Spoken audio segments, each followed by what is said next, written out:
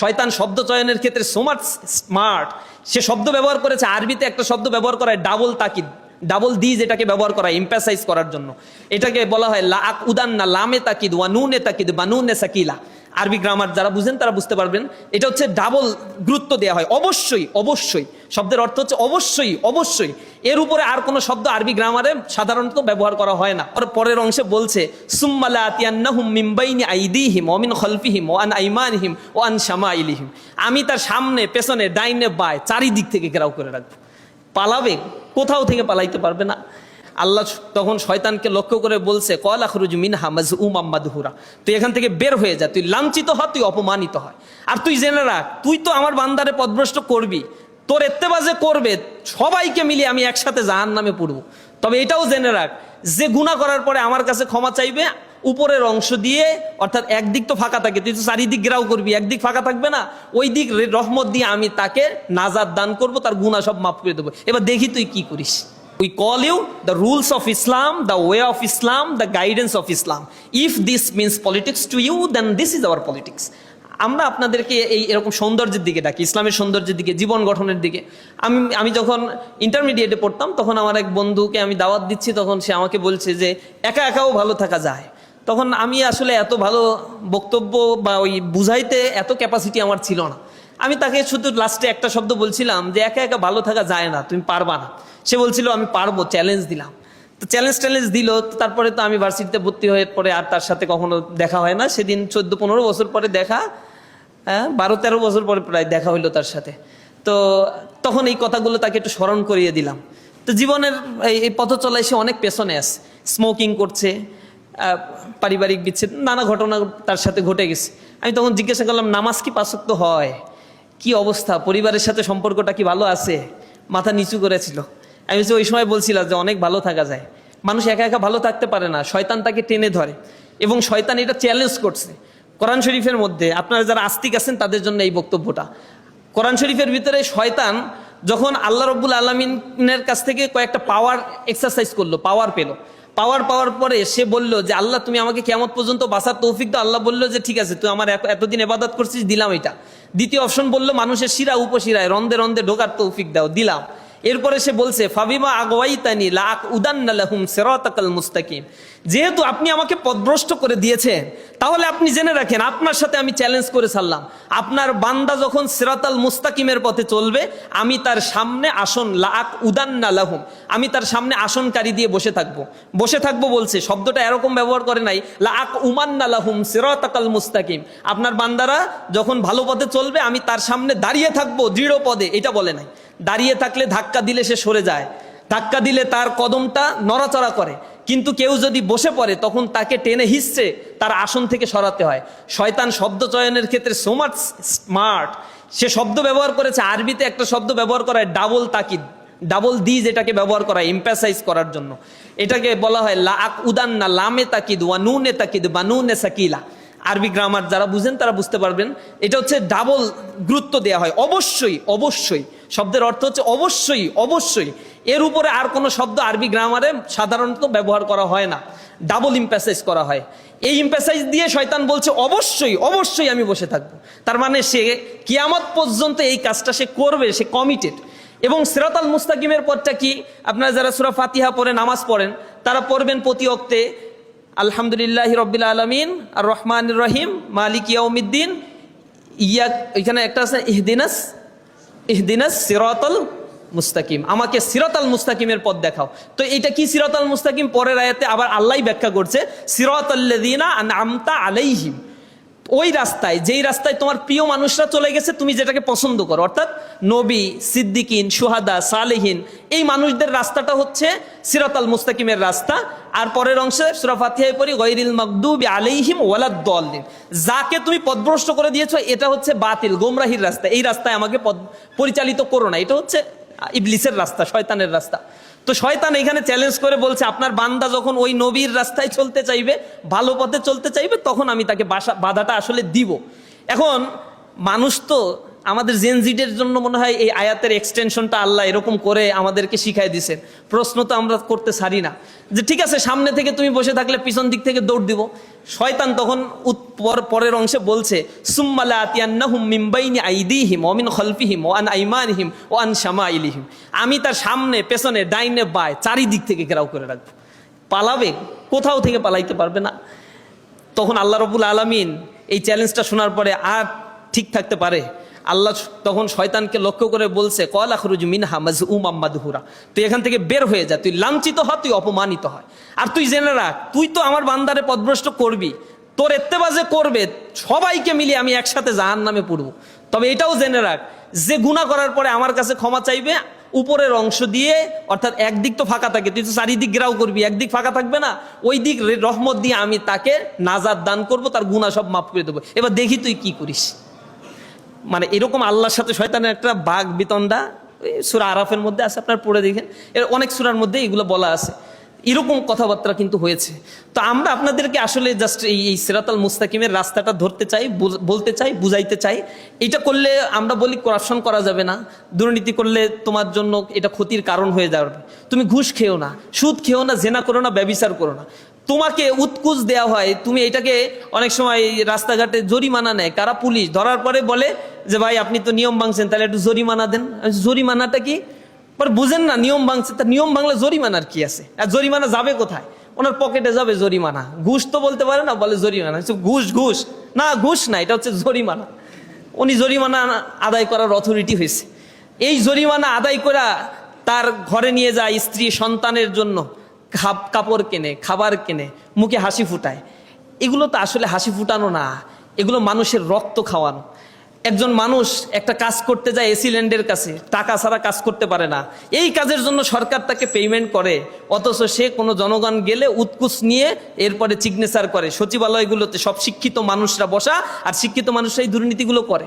একটা মানুষ কষ্টার্জিত অনেক কষ্ট করে হয়তো একটা টাকা ইনকাম করে এরপরে একটা জমি কেনে, এইটা রেজিস্ট্রেশন করতে যখন ঘুষ দিতে হয়, তার হয়তো দিন নাই রাত নাই, ইনকামের টাকাগুলো খরচ করে এখানে ইনভেস্ট করতে হয়। এগুলো মানুষের ঘাম ঝরানো কষ্টার্জিত টাকা।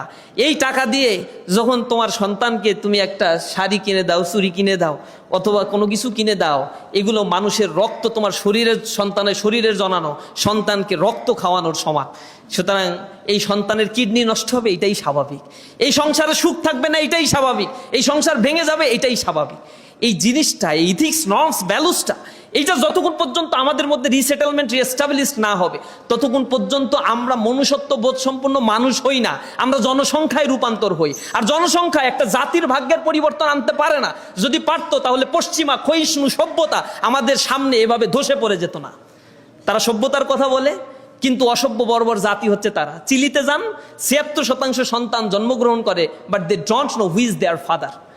পিতৃ পরিচয় জানে না। খোদ আমেরিকা বিশ্ব সভ্যতার নিদর্শন হিসেবে বিশাল বিশাল দালান কোটা যারা নির্মাণ করেছে, সেখানে সন্তানদের কাছে জিজ্ঞাসা করবেন তোমার বাবার নাম কি, ৪৬% সন্তান মানে তার জন্মদাতা পিতার নামটা আসলেই বলতে পারে না।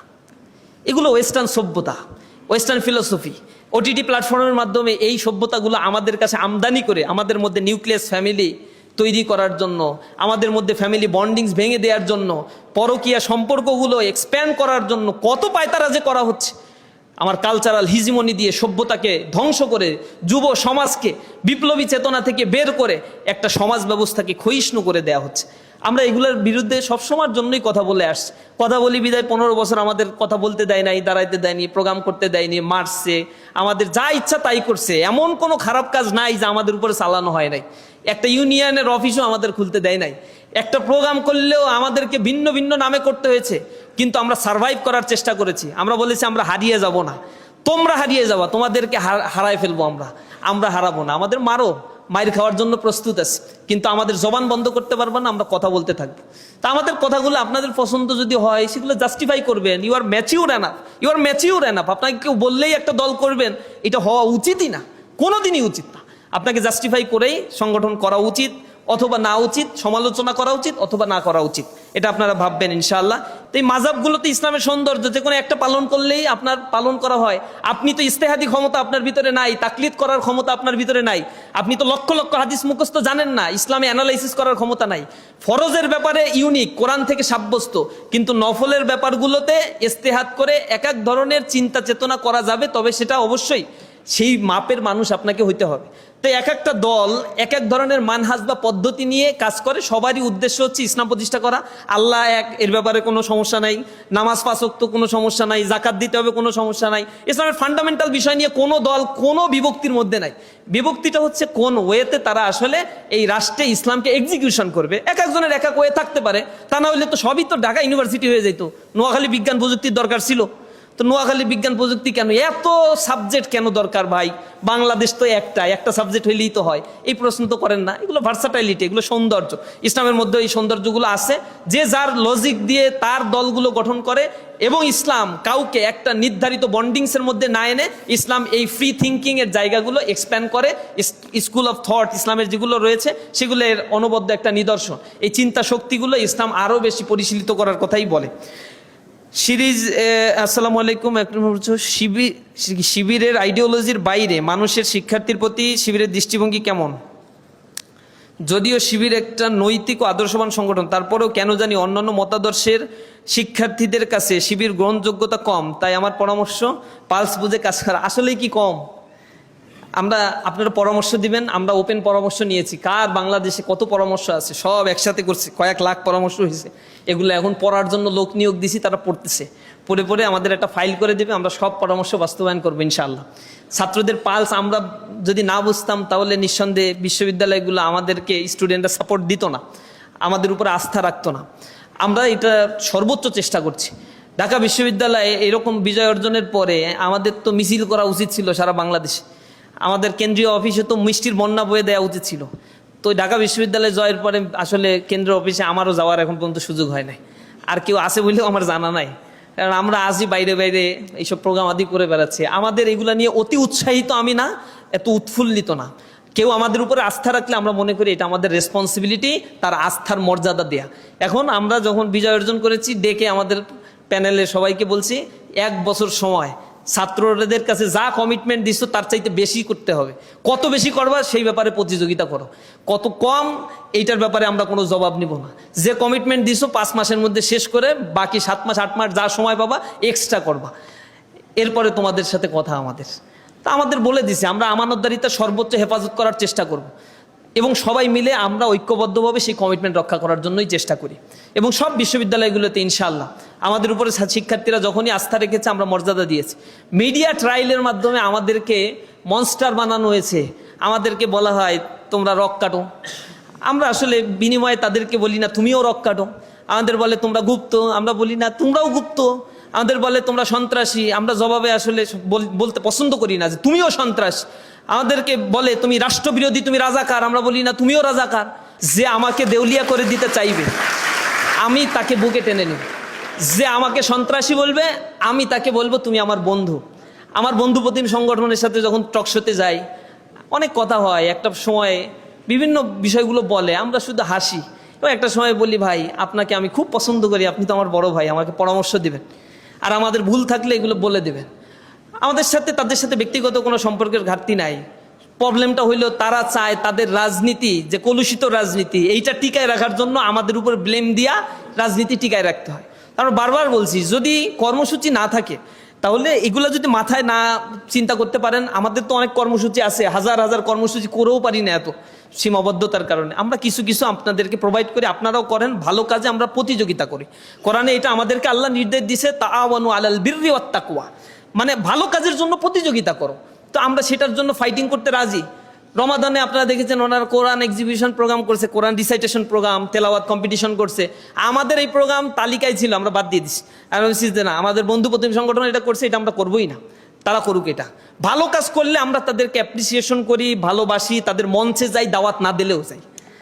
এটা আমাদের স্বভাবজাত একটা বিষয়। কিন্তু আমরা কাউকে শত্রু মনে করি না, আমরা সবাইকে প্রতিযোগী মনে করি, যে হ্যাঁ ভালো কাজের ক্ষেত্রে তুমি আমার প্রতিযোগী। কেউ আমাকে আঘাত করলে আমি পাল্টা আঘাত করব না।